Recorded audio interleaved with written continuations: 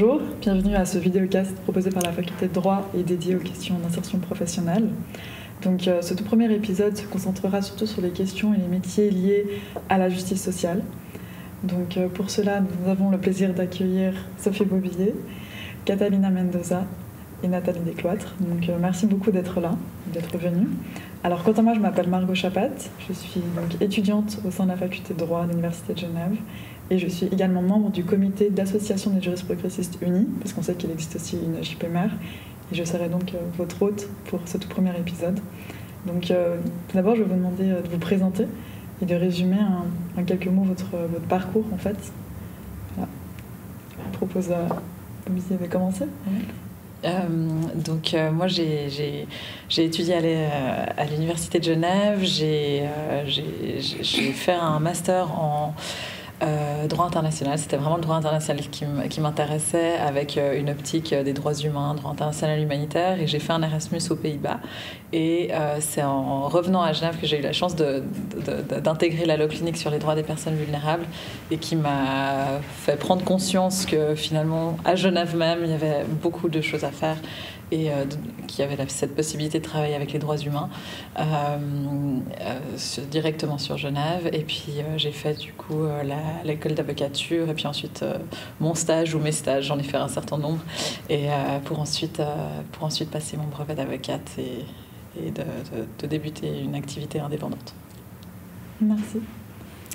Alors moi, le droit, c'était une troisième formation. J'avais avant tout passé un diplôme de langue, langue étrangère appliquée. Ensuite, j'avais fait le BARI aussi. Et puis après, j'ai fait le bachelor de droit, le master de droit, les caves, le stage. Et maintenant, je suis juriste au sein d'un syndicat qui s'appelle le CIT. Alors moi, j'ai aussi fait mes études de droit à Genève. J'ai choisi le droit, pas parce que c'était forcément une vocation, mais parce qu'on m'avait dit que ça pouvait ouvrir beaucoup de portes. Et c'est au cours de mes études que je me suis dit que ce qui m'intéressait, c'était plutôt peut-être tout ce qui avait trait au droit international, les droits humains. Mais j'ai fait un master de droit général. J'ai fait un Erasmus aussi en Angleterre.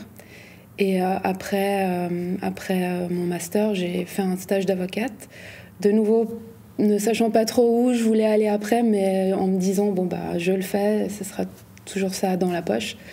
Et après avoir obtenu le brevet, j'ai fait environ 1 année et demie en Espagne, un peu à l'aventure, mais j'ai eu la chance de trouver un poste dans une étude d'avocat en Espagne, où j'exerçais plus comme stagiaire, ne connaissant pas le droit espagnol, mais voilà, c'est une expérience assez enrichissante. Et en revenant d'Espagne, j'ai été engagée à Caritas Genève, où je travaille encore aujourd'hui. Merci. Donc, ce podcast est lié, ce tout premier épisode est lié à la question de la justice sociale. Est-ce que vous pouvez, en quelques termes, définir ce qu'est la justice sociale, et aussi, est-ce que vous pensez que votre pratique s'inscrit en fait directement dans ce qu'est la justice sociale à votre sens? Catalina Mendoza. Oui, alors c'est vrai que moi j'ai un peu réfléchi à cette question de la justice sociale et justement qu'est-ce que ça signifie au quotidien pour moi. Et ce que je me disais, c'était que moi je dirais que c'est la justice qui permet de garantir une vie digne aux personnes qui sont dans une situation de précarité. Donc moi, dans mon travail, je vois plusieurs formes de précarité, j'imagine mes collègues aussi, mais que ce soit la précarité matérielle, de statut. Et je pense qu'on y reviendra peut-être après, mais actuellement, moi, je fais que du droit de l'asile, enfin, principalement du droit de l'asile. Et là, c'est aussi, je dirais que les personnes que j'accompagne, ce que j'essaye de faire, c'est justement de leur permettre de continuer à vivre une vie digne, pour leur permettre de retrouver quelque chose qu'ils ont perdu dans leur pays d'origine et qui les a poussés à venir en Suisse demander une protection. Merci. Ça va mettre vous. Alors, je pense que c'est exactement ça, c'est de aussi prendre conscience que la société dans laquelle on est s'inscrit, est plein d'inégalités, et avec ce privilège qui est cette formation juridique et qui nous donne accès à beaucoup d'outils, c'est de voir comment est-ce qu'on qu'on utilise ces outils pour tenter, autant que faire se peut, de redresser certaines inégalités et rééquilibrer un petit peu la balance de tout ça et d'œuvrer pour qu'on s'inscrive dans un contexte moins inégalitaire, disons. Et pour moi, la pratique, c'est vraiment de non seulement faire des dossiers qui sont intéressants, qui sont enrichissants, mais aussi de les porter, même si des fois on sait que les chances de succès ne sont pas forcément avec nous, mais permettrait de faire des changements structurels, d'aller de l'avant pour pouvoir tenter de donner lieu à des changements de jurisprudence, des changements d'inégalité au final. Ouais, je pense que ce qui est très important là, c'est vraiment cette notion de boîte à outils finalement, dans le cadre après d'une pratique professionnelle. Après, ce serait justice sociale. J'arrive pas à envisager en fait une justice qui serait pas sociale déjà de base par principe. Donc déjà juste sur ces réponses-là, on sent qu'il y a quand même quelque chose qui est très politique, ça fait partie d'un projet politique, donc on s'inscrit déjà dans quelque chose qui prend en compte ces inégalités, qui veut travailler pour un projet de société qui est plus égalitaire, qui est plus équitable, qui prend en compte toutes ces différentes précarités, qu'elles soient au travail ou qu'elles soient liées au statut, qu'elles soient liées à n'importe quoi finalement. C'est vraiment une question de cette boîte à outils, qu'est-ce qu'on en fait ? Parce qu'on a tous ces outils qu'on a accumulés pendant nos études et l'idée c'est voilà, au service de quoi on a envie de le mettre. Et je pense que ça fait aussi partie d'une nature ou en tout cas d'une personnalité, puisque c'est un peu ce qui peut nous rapprocher les trois dans nos pratiques différentes, c'est l'engagement et le projet politique dans lequel on a aussi envie de s'insérer. Et ça, je pense que c'est des mots, des idées qui sont très importantes aussi à soulever. Donc, vous parlez de vos études. Est-ce que, en débutant vos études de droit, vous saviez déjà ce que vous vouliez faire ? Vous savez déjà que vous voulez vous orienter vers la justice sociale ? Ou est-ce que ça a été un concours de circonstances ? Ou est-ce qu'il y a aussi peut-être un élément qui a été déterminant, une rencontre, un livre, quelque chose qui vous a fait parvenir là où vous êtes actuellement aujourd'hui ? Sophie Gaultier ? Peut-être, pour moi, le droit, c'était un moyen de pouvoir faire quelque chose, disons, positif dans le monde, avec peut-être une vision un peu idéaliste du monde. Et puis, en fait, petit à petit, je me suis rendu compte que dans le cadre du bachelor, et puis, j'étais pas du tout dans un environnement qui amenait ça, qui avait pour envie de prendre cette voie-là. Et en fait, à l'époque, la JPUNI n'existait pas. Et c'est seulement en arrivant dans le master et puis justement en assistant au cours de la loi clinique des droits des personnes vulnérables, de voir qu'en fait, il y avait des praticiens et des praticiennes du droit qui utilisaient ces outils de façon à avoir un impact positif sur la société. Et en fait, c'est justement ces rencontres-là qui m'ont fait me rendre compte qu'il y avait tout un panel de possibles dans l'activité en fait juridique et effectivement une rencontre en particulier qui est celui qui est devenu mon maître de stage à la fin. Donc comme j'expliquais, j'ai fait plusieurs stages et ce qui m'a vraiment permis de voir qu'il y avait il y a autant de personnalités dans ce métier de l'avocature que de possibles pour exercer cette profession. Et voilà. Donc, je pense clairement les rencontres ont été extrêmement importantes pour pouvoir voir ce qui était possible et concret, et puis de concrétiser en fait une volonté, et puis de pouvoir la canaliser dans quelque chose qui correspondait à mes valeurs. Donc aussi aller chercher ces rencontres, via l'associatif, via l'allo clinique par exemple. Est-ce que aussi Maître Mendoza, je pense aussi également au droit de la migration, d'asile. Comment est-ce qu'on fait pour se spécialiser en droit de la migration à Genève, étant donné que, en tout cas, en ce moment, il n'y avait pas de droit de la migration ? Effectivement, alors sur le plan théorique, c'est pas quelque chose qu'on a vraiment l'opportunité de toucher en tant qu'étudiant.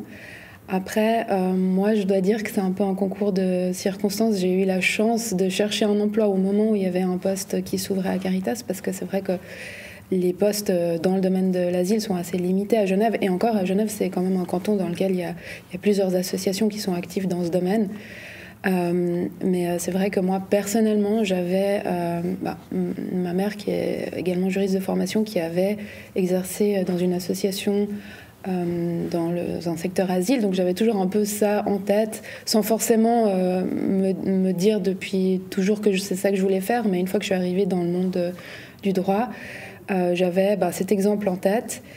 Et c'est un contexte de travail, un environnement et un public aussi. Là, je parle plus largement, mais les personnes qu'on peut être amené à accompagner dans le cadre d'une association, c'était ça un peu le public avec lequel je me voyais travailler.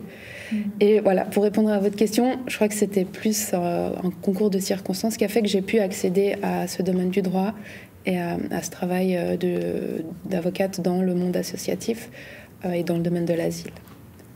D'accord, merci. Et pour vous ? Alors, moi, j'ai pas du tout commencé mes études de droit en sachant exactement ce dans quoi je voulais exercer. C'est, encore une fois, moi, j'ai commencé à faire du droit parce que, comme l'a dit Maître Bobillier, c'est pour faire quelque chose de bien, en fait, pour essayer de faire œuvrer à quelque chose qui, pour moi, ait du sens. Donc, j'ai commencé comme ça. Mais je pense que si on m'avait demandé au début de mes études, j'aurais répondu ah oui, c'est dans le pénal que ça va se passer, c'est vraiment là où je veux être. Et puis, parce que c'est aussi un peu l'image que ce qui me faisait rêver aussi. Et au final, c'est pas du tout ce que je fais par plein de concours de circonstances. J'ai fait du pénal dans le cadre de mon stage. Aujourd'hui, j'en fais plus du tout, puis j'en ferai plus, ne serait-ce que par le fait que je ne suis pas avocate aujourd'hui. Donc, cette question de avec quoi on commence et où on se trouve aujourd'hui, c'est sûr qu'elle fluctue avec toutes ces choses. Et effectivement, ça va dépendre de ces gens qu'on va croiser, de ces expériences qu'on va vivre, et puis qu'est-ce qu'on va nous donner l'opportunité de faire aussi. Ça compte énormément. Donc, de nouveau autour de ces questions de la justice sociale et de ce qu'on disait avant, en fait, c'était assez flou. Mais en fait, concrètement, à quoi ça ressemble vos métiers, vos différents métiers ? On parlait avant peut-être d'une semaine type. Et est-ce que c'est ce que vous imaginiez avant de rentrer dans ce monde-là ? Est-ce que vous avez été déçus ? Est-ce que, au final, pas du tout, en fait vous avez plutôt été surprise de ce monde Catalina Mendoza ? Oui, alors je dirais pas que j'étais surprise. Je pense que mon métier et ma pratique au quotidien correspond à ce que j'imaginais. Surtout par rapport au fait que pour moi c'était important d'être au contact des personnes, d'être vraiment dans cette relation d'aide, bien sûr l'aide juridique mais pas seulement, et pour ça alors je suis vraiment très contente d'avoir cette chance de pouvoir accompagner les personnes avant tout comme avocate mais aussi comme personne qui est là pour les soutenir moralement, humainement. Alors vraiment sur ce plan-là, j'étais pas du tout surprise et de nouveau je le dis, je trouve que c'est très enrichissant de pouvoir accompagner les gens de cette manière. Après, c'est vrai que moi c'était ma première vraie expérience professionnelle. J'ai commencé à Caritas et j'y suis toujours.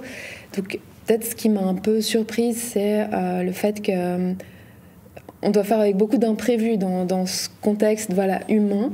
Mais les gens ont des problèmes, les problèmes on les prévoit pas. Des fois il y a des personnes qui viennent à l'improviste, qui ont de la peine à comprendre ce qu'on leur dit aussi, parce qu'il y a la barrière de la langue, il y a la barrière de la culture, il y a beaucoup de barrières qui peuvent se mettre entre nous et nos mandants. Donc ça, des fois, je trouve que c'est pas toujours facile d'arriver à travailler, à se concentrer, à faire le travail de juriste, bien respecter les délais, parce que forcément on a des délais, et en même temps d'être assez flexible et ouvert pour accueillir les personnes un peu, alors je vais pas dire en toutes circonstances, mais ça, c'est un défi quand même, je trouve. que vous pensez aussi que c'est un défi? Je pense qu'il faut aimer, enfin en tout cas dans l'avocature spécifiquement, je pense qu'il faut aimer la flexibilité, et qui peut être synonyme d'une grande liberté, mais qui peut aussi avoir ses limitations et ses contraintes, de justement être très disponible, de pouvoir accompagner les personnes de façon à vraiment... du début à la fin, et puis d'avoir ce lien en fait. Moi je pense que pendant mes études j'ai fait beaucoup de jobs d'étudiante avec justement en lien avec les personnes, et je pense que c'est vraiment quelque chose qui pour moi était cher, de pouvoir avoir cet aspect-là dans ma profession, et puis dans l'activité, en tout cas dans l'activité que je menais. Et je pense que c'est ça, c'est souvent pour les personnes, on est synonyme d'espoir, on est synonyme d'enfin d'avoir un peu de sérénité dans une situation extrêmement douloureuse. Et parfois, en fait, c'est aussi, on doit composer avec ça, et puis d'être aussi parfois la personne qui annonce des mauvaises nouvelles, qui va limiter en fait tout l'espoir qui est porté dans une procédure. Et donc c'est très violent aussi parfois. On doit composer avec, d'être aussi une forme de violence parfois par rapport à nos clients, et du coup de garder en fait cette empathie puis cette capacité de lien, elle est fondamentale, je pense, dans le métier. Et je pense que c'est très difficile de parler d'une journée type ou une semaine type, parce que, en tout cas, moi, je compose avec vraiment une activité très très variée qui change du jour au jour, et puis on a généralement très peu de visibilité sur le moyen long terme. Je pense qu'on a généralement une visibilité sur 2 semaines, peut-être 1 mois parfois, mais voilà, c'est très varié, et puis ça, il faut aussi trouver un confort là-dedans, et en tout cas pour moi ça correspond à ma personnalité, et je pense que c'est important de garder aussi ça en tête. Un peu l'imprévisibilité. Ouais. Je pense que vraiment le point commun sur ces différents domaines ou pratiques en tout cas, c'est qu'on a un quotidien qui est vraiment rythmé par un travail qui est judiciaire en fait. On fait du droit, mais on porte les affaires devant des tribunaux ou devant des instances. Et ça rythme beaucoup. Enfin, on a les délais, on a des mémoires à rendre dans un certain temps. Et du coup, ça crée une intensité qui peut être très très forte, parce que on a des moyens dans ces espaces qui sont aussi restreints par rapport peut-être à des plus grandes études où il y a plus de collaborateurs, plus de personnel, plus de personnes pour prendre en charge une masse de demandes qui est très très très importante. Je sais, chez Caritas, c'est pareil. Alors après, peut-être c'est différent quand on est installé en études. Peut-être qu'on peut gérer les choses un peu différemment, mais c'est vrai que dans des espaces comme Caritas, des syndicats, on a ce côté structurel qui fait qu'on reçoit énormément. Il y a peu de personnes finalement qui font ce travail juridique et judiciaire avec nous. Donc on peut se retrouver très vite à gérer énormément d'imprévus. Ces imprévus qui doivent s'inscrire dans ce qui est déjà prévu du fait du temps des procédures qui sont très rythmées. On est quand même tenu au délai du CPC, en tout cas pour ma part, dans le cadre du droit du travail, ou alors de certaines incombences de droit, tout simplement. Et oui, une journée type, c'est difficile. On reçoit nos clients ou nos membres, les bénéficiaires, selon comme on les appelle. Il faut les conseiller, il faut élaborer des stratégies de défense. Nous, on est... Je pense à Caritas aussi, nous, on n'est que dans la défense. Dans la défense, voilà, on porte, c'est ce que disait Mel Mobilier tout à l'heure, on porte une voix pour eux devant les tribunaux. On est synonyme d'espoir, mais aussi on est ceux qui vont dire ouais, mais là il n'y a rien en fait. Donc il y a tout ce travail qui est très au contact des gens directement, mais après il y a tout un travail qui est vraiment dans la rédaction, la réflexion, l'élaboration d'une stratégie, et puis après tout ce temps devant les tribunaux en procédure qui doit se mettre en place et qui doit être effectué. Donc une journée type, c'est très intense et très très varié. Et peut-être dire justement que les juridictions par définition demandent est très exigeant, sont très exigeantes et donc nécessitent aussi de pouvoir toujours se donner, être toujours au top, et ce qui est parfois aussi très, très fatigant et puis qui amène une charge de stress importante. Et, ça c'est vrai, parce qu'une erreur de procédure, ça a des répercussions qui sont très très importantes pour les personnes qu'on défend. Ça peut vraiment anéantir une affaire, selon dans quoi on est, évidemment.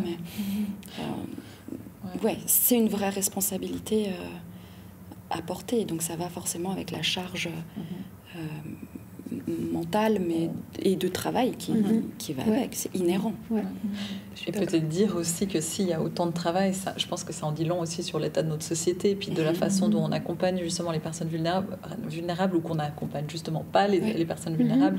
Et en fait, on a une concentration de situations vraiment extrêmement injuste et difficile et très lourde d'un point de vue humain, et ça, je pense que ça se répercute très concrètement dans notre activité.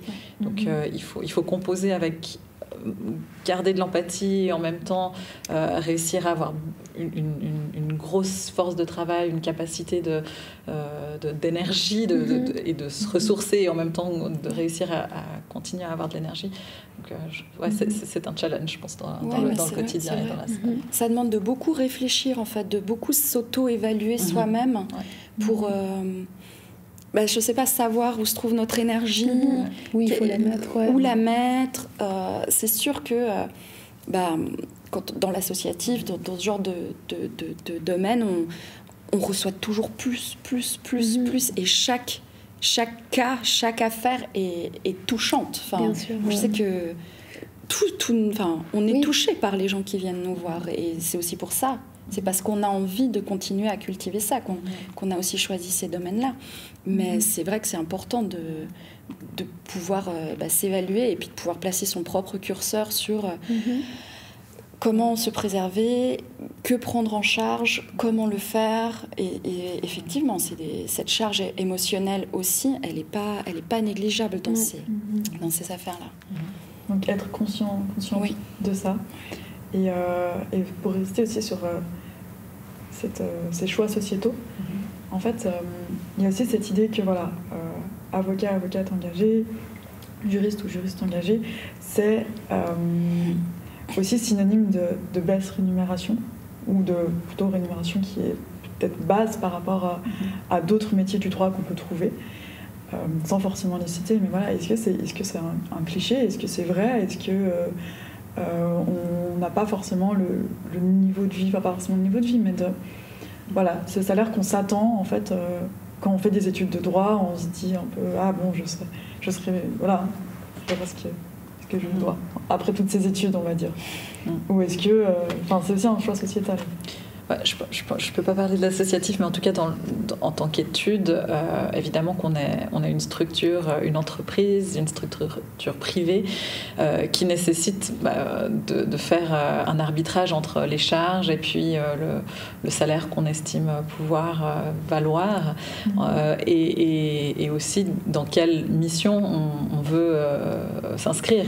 Et typiquement, si on veut rester accessible à une population qui est précarisée, qui a peu de moyens, qui a peu de ressources, il faut faire un choix, un arbitrage de qu'est-ce que ça veut dire. Et ça veut dire de limiter ses charges au maximum, et ça veut dire aussi limiter son salaire aussi pour pouvoir répondre à la demande qui est concrètement sur le terrain. Donc c'est clair en tout cas, quand on est une structure qui s'autoporte financièrement, il y a un arbitrage assez important à ce niveau-là, et puis qui veut dire une rémunération moindre. Après, dans d'autres structures, je pense que vous êtes mieux à même d'en parler. Oui. Je commence. Non, alors oui.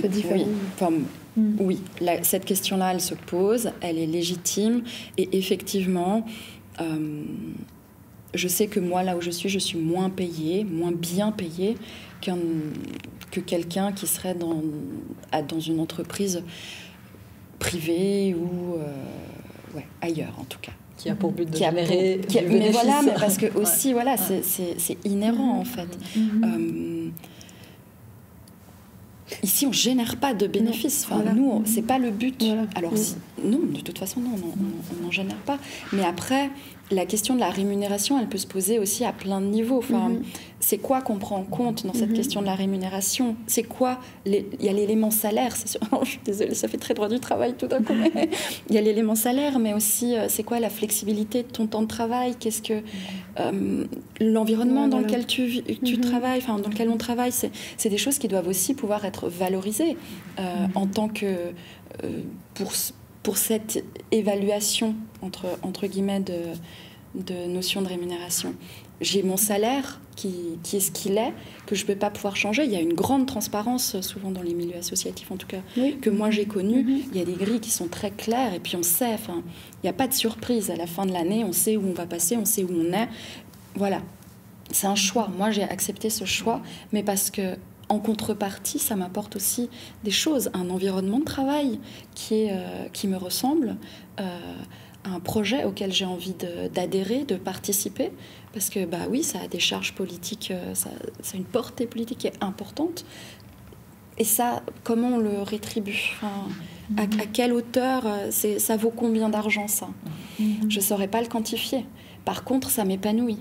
Ouais. Je suis heureuse de faire ce que je fais. Je ne vais pas travailler la boule au ventre. Je n'ai pas de supérieur qui je sais pas, qui peut me donner des directions auxquelles je n'adhère pas. Je ne fais pas des choses auxquelles je ne crois pas. On est très autonome, très... voilà, il y a une flexibilité et une liberté qui nous est donnée dans comment on s'organise et dans ce qu'on fait, qui, à mon sens, n'a pas de prix. Aussi. Donc ça, c'est des choses à prendre en compte. Tout à fait. Je pense qu'il y a des... Alors, il y a peut-être un désavantage au niveau du salaire, mais il y a beaucoup d'autres avantages. Je rejoins tout ce que vous avez dit. Et je trouve, alors même si moi, c'est pas une chose que je me suis dite au moment où j'étais engagée à Caritas, mais aujourd'hui, en étant mère de 3 enfants, je vois aussi que là, il y a des avantages parce qu'on sait qu'on travaille dans un environnement de travail qui est bienveillant, ou si un enfant est malade et qu'on vient à 10 heures au travail ou qu'on ne vient pas de la journée, ça ne va pas nous être reproché, ça fait partie de la vie et c'est comme ça. Et il y a d'autres avantages en termes de vacances aussi. Par exemple, il y a peut-être, en tout cas nous, on est à 5 semaines de vacances, ce qui n'est peut-être pas le cas ailleurs. Il y a des jours offerts entre Noël et Nouvel An. Enfin voilà, je pense qu'on peut vraiment trouver son compte ailleurs. Et je pense que aussi, comme vous disiez, ça n'a pas de prix de faire un travail qu'on aime et auquel on a envie de se rendre tous les matins, qui nous enrichit sur d'autres plans. Je crois que c'est vraiment ça. Il y a la richesse matérielle, mais voilà, sans être dans les clichés, mais il y a aussi quelque chose de très enrichissant à ce niveau-là. On est nourri humainement, en fait, et puis qui a une valeur, et puis qui a une rétribution. Donc c'est aussi quelque chose qu'on peut construire déjà en tant qu'étudiant, étudiante, via des associations, par exemple, ou... c'est aussi, on parlait avant du réseau, c'est aussi une manière de rencontrer des gens qui sont déjà plus loin, on va dire. Et est-ce que vous pensez que déjà s'engager quand on est à l'université, c'est important, et par un peu quel biais ça peut l'être? Je pense que en fait, s'engager permet déjà de voir le terrain, de voir comment, l'état des lieux, et se représenter un peu plus matériellement, de manière plus tangible, à quoi peut ressembler en fait une telle activité. Et en fait, c'est vrai que la limite entre le travail bénévole et puis le travail de notre profession, la frontière, elle n'est pas très claire. Personnellement, j'ai la chance de pouvoir faire souvent une activité pro bono, donc non rémunérée, mais c'est un choix qui revient du coup à ne pas être rémunéré et de ne pas avoir une plus-value à la fin du mois sur le salaire que je pourrais me donner. Donc je trouve que c'est très important, et puis aussi d'avoir cette culture du bénévolat. C'est quelque chose qui permet aussi de recentrer un petit peu où on se situe, nous en tant qu'êtres humains souvent privilégiés dans le contexte dans lequel on est, comment est-ce qu'on peut aussi donner un peu de sa personne. Alors, peut-être pour porter une voix un tout petit peu différente, moi par exemple pendant mes études, j'étais pas du tout quelqu'un d'engagé dans les associations. Pour la simple et bonne raison qu'en fait je cumulais 3 emplois à côté et que sur le peu de temps libre qui me restait, c'est vrai que j'aimais bien faire autre chose que d'aller faire du bénévolat ou voilà. Et je dis ça surtout pour pas... Il n'y a pas une injonction à prendre une certaine voie, il n'y a pas une obligation. On peut être quelqu'un de très engagé dans les choix qu'on fait sans pour autant être un militant du pavé ou alors quelqu'un qui est vraiment sur le front dans plein d'assauts, ce genre de choses. C'est sûr, c'est des espaces qui sont super et très importants et que c'est vraiment essentiel qu'ils se développent parce qu'il s'y passe toujours de très belles choses qui sont très importantes pour les étudiants. Maintenant, il ne faut pas oublier qu'il y a aussi toute une partie des étudiants qui n'ont pas forcément le loisir de pouvoir le faire. On n'arrive pas tous sur les bancs de l'université avec les mêmes conditions, avec le même bagage, avec la même culture. Et cette idée de l'engagement associatif, militant, tout ça, je pense que ça vient à l'origine aussi de quelque chose qu'on porte en soi, avec lequel on arrive. Et s'il y a des étudiants qui le découvrent petit à petit, par leurs études, mais aussi par toutes leurs expériences à côté.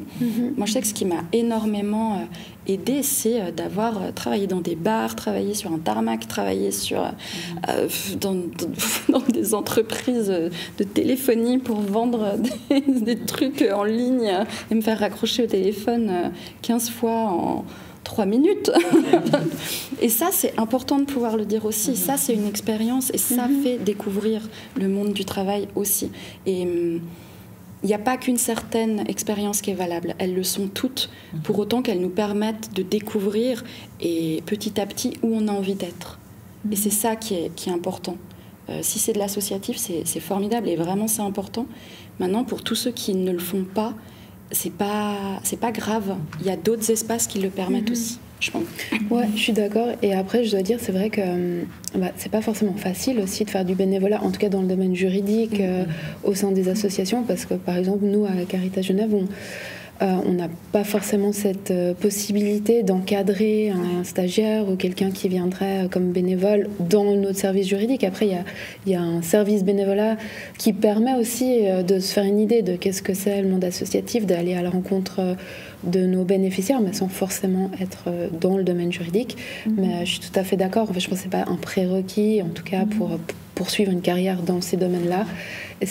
Et puis, je pense qu'il est important de dire, ça rejoint un peu ce que vous disiez, mais je pense que toute expérience humaine, dans l'apprentissage des relations humaines aussi, dans différents contextes, c'est toujours un plus et ça peut être important. C'est quelque chose qui est valorisé, disons, quand on travaille dans ces contextes-là où il y a beaucoup, beaucoup d'échanges humains. Et toute expérience dans cette large thématique est valorisée, en fait, et utile. Donc c'est bientôt la fin de ce podcast et donc qui est lié aussi à toutes ces questions d'insertion professionnelle et dans ce cadre-là, est-ce que vous auriez un conseil à donner aux étudiants et étudiantes actuels sur comment réussir au mieux en fait son insertion professionnelle à Genève principalement, mais même son parcours professionnel par la suite? Moi je pense que souvent on voit le milieu professionnel comme très peu accessible et souvent on le mystifie un peu et puis il nous paraît très lointain et peut-être le conseil c'est d'entrer en contact et oser aussi prendre contact avec des personnes qu'on estime, qui nous inspirent ou autres, parce que alors au pire la personne elle répond pas, mais très souvent les personnes redonnent volontiers aussi de leur expérience, de leur temps et puis de leur et je pense que oui, d'avoir une espèce d'aller chercher un espèce de mentorat, ça peut être extrêmement utile. Et puis voilà, si les gens peuvent, souvent, en tout cas dans nos milieux, souvent les gens sont très généreux avec leur temps, sont très généreux avec le partage, et donc faut pas hésiter à aller chercher ce lien-là, je pense. Oui, c'est vrai. Je pense que c'est des espaces qui ont un besoin de...